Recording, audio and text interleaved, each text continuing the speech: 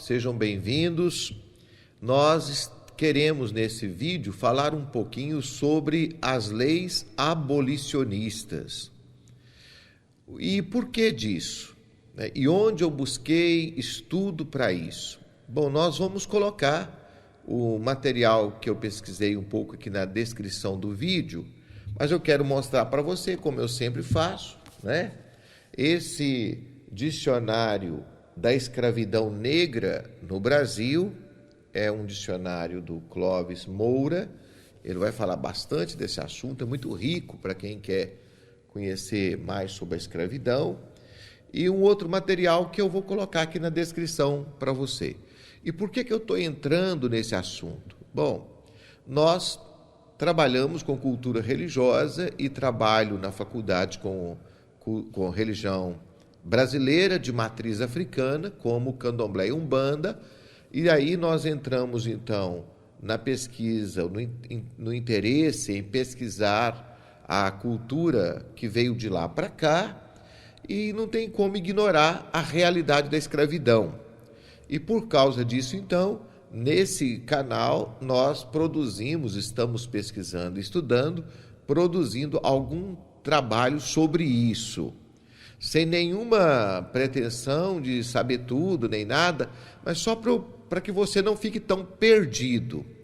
E falar sobre a escravidão, nós temos que falar também sobre as leis abolicionistas.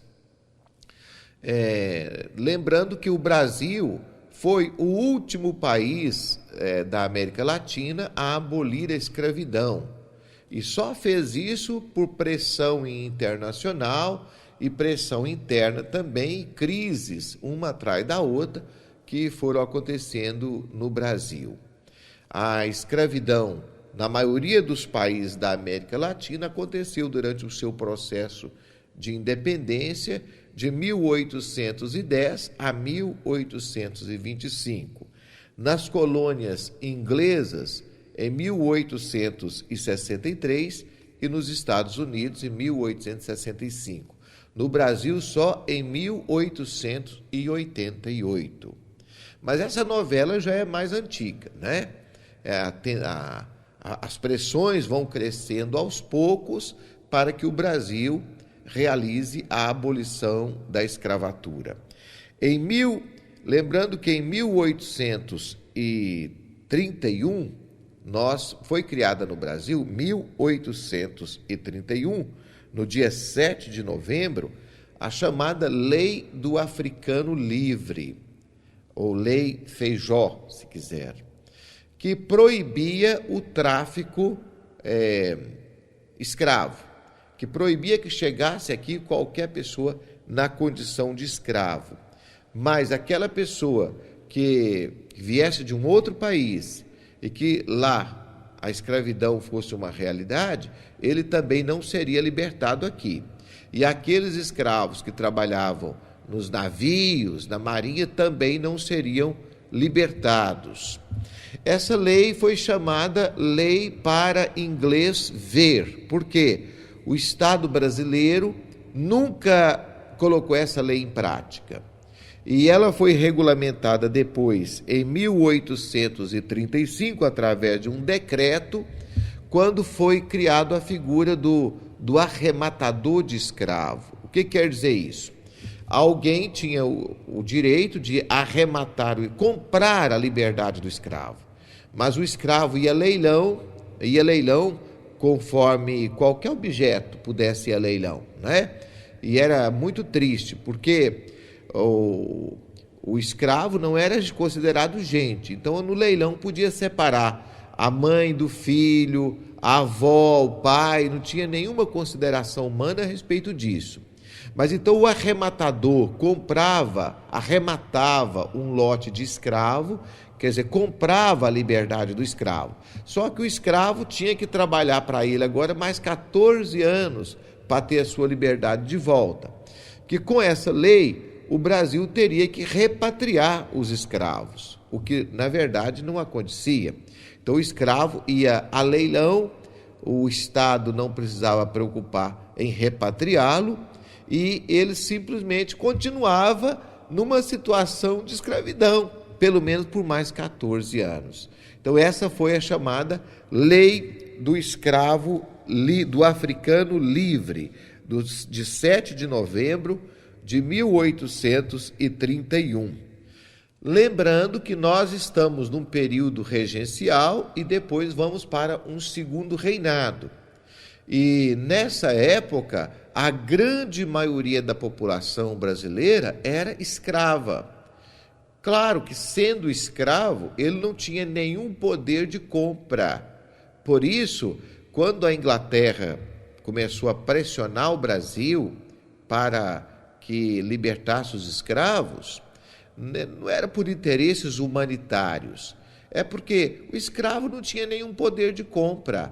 Então era importante que a pessoa também pudesse ter poder de compra para comprar os produtos ingleses, né? Que é por quase que uma imposição de mercado. Então, quando foi em 1845, a Inglaterra, de forma unilateral, criou a Lei Bill Aberdeen, quer dizer, uma lei que dava direito para ela de aprisionar qualquer navio que estivesse transportando escravo para solo brasileiro. Então ela, claro, ela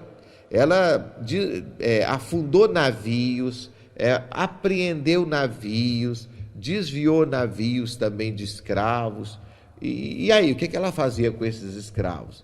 Continuava sendo escravo de alguma maneira, só que em solo inglês, em territórios de domínio inglês, né?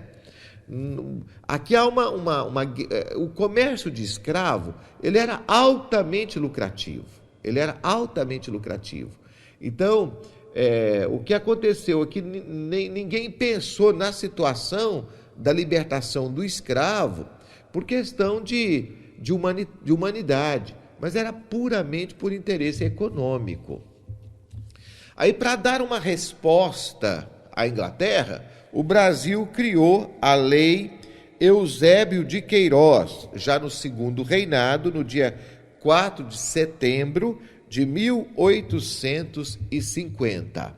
Essa lei ela colocou fim no tráfico internacional de escravos para o Brasil, pelo menos em portos oficiais.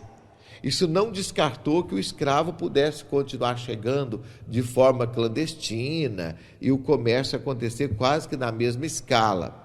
Mas se foi proibido o tráfico internacional de escravo, né?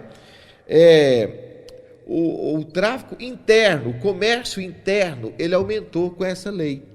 É bom lembrar que aqui nós temos, inclusive, um cenário de produção agrícola que vai favorecer a compra de escravos do Nordeste para trabalhar nas agricultura, na lavoura de café, na região de São Paulo e do Vale do Paraíba. Então, essa lei não aboliu a escravidão. Ela foi, de certa forma, um outro engodo, né? E acabou fazendo aumentar o tráfico interno de escravos. Lembrando também que em 1850 foi criada a Lei de Terras no Brasil, que garantia o acesso à terra apenas pela compra e não por posse, de tal maneira que nem o escravo conseguia ter acesso à terra, o escravo livre, né? E muito menos o imigrante, que já começou a chegar no Brasil em grande número para trabalhar nas lavouras. Então, garantia-se uma mão de obra para trabalhar, de braços, né, para trabalhar na lavoura, sem ter direito à propriedade da terra. Essa foi uma lei de 1850, a Lei de Terras. Em 1871, no dia 28 de setembro, foi criada uma lei muito curiosa, que foi chamada Lei do Ventre Livre. O nome bonito da lei era Lei dos Nascituros ou Lei Rio Branco. Essa lei garantia que todo escravo que nascesse aqui seria considerado livre a partir de então. Bom, lembrando que se um escravo engravidasse uma mulher livre, o filho seria livre. Mas se um homem livre engravidasse uma escrava, o filho seria escravo. Então, a partir dessa lei, toda criança que nascesse do ventre de uma escrava seria considerada livre. Mas seria considerada livre a partir de quando? De que idade? Porque naturalmente ela era livre, mas como é que ela ia se sustentar? Ela precisava da mãe para amamentar, para cuidar dela e tal. Aí aconteceu também alguns arranjos assim, muito interessantes. Por quê?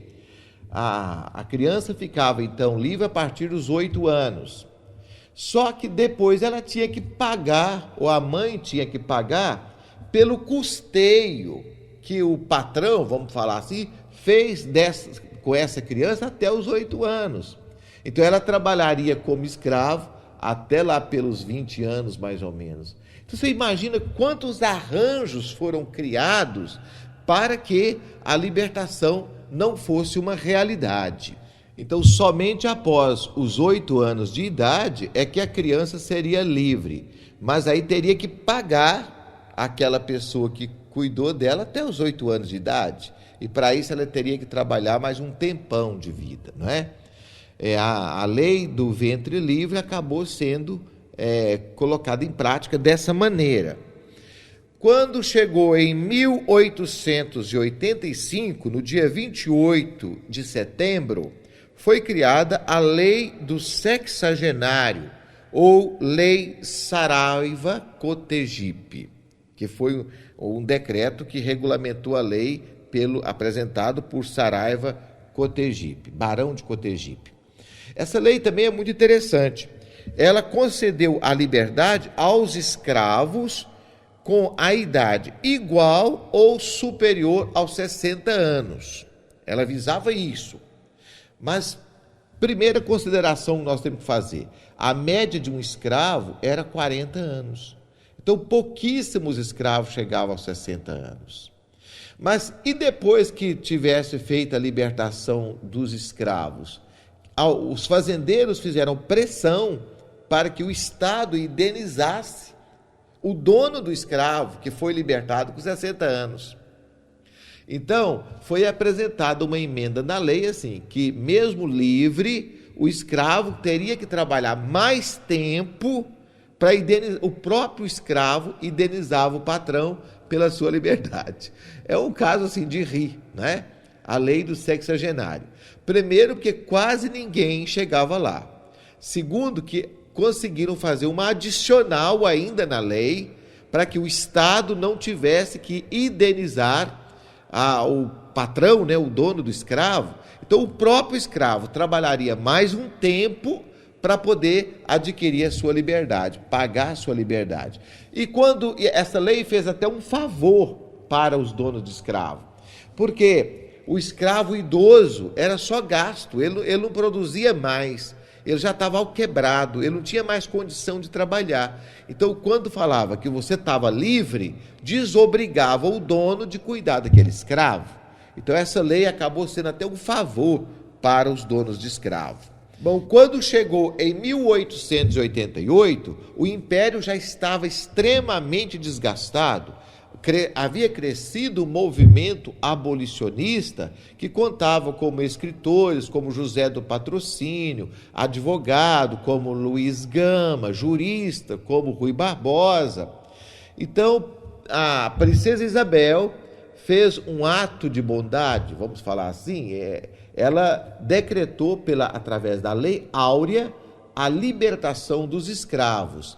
Mas aí sem indenização. O Estado não indenizaria os antigos donos de escravo.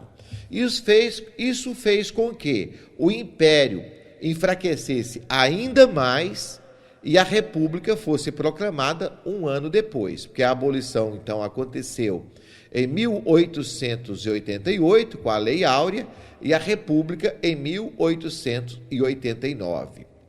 Bom, esse é um pouquinho, assim, de forma muito simples, do cenário das principais leis abolicionistas e de todos os arranjos que se fizeram para dificultar a libertação dos escravos. Um trabalho simples só para ajudar você a refletir, e a gente está recorrendo a esse tema da escravidão, sabendo como tudo aconteceu no Brasil. Pressão de quem trabalhava na indústria do café, na cana-de-açúcar, pressão internacional, desgaste do próprio império, tudo isso fez com que a abolição da escravatura no Brasil demorasse tanto para acontecer, e hoje a gente pode se perguntar se de fato aconteceu da maneira como devia, porque o escravo foi libertado, mas não foi dada para ele nenhuma condição de reinserção na sociedade. Não foi dado para ele condição de moradia, condição de trabalho, condição de saúde, educação. Isso fez com que no Brasil, acontecesse uma realidade que perdura até hoje, de racismo, de dificuldade para os negros, que ainda tem, entre os desempregados, o número maior de desempregados são de pessoas negras. O acesso à escola ainda é dificultado mais aos negros. Talvez seja um ranço de tudo isso que gerou uma sociedade como a nossa, que ainda segrega, que ainda tem racismo, mesmo que disfarçado ou até explícito, e acho que nós precisamos de pensar muito sobre isso. Fica aqui a nossa contribuição para a sua reflexão. Um grande abraço para você.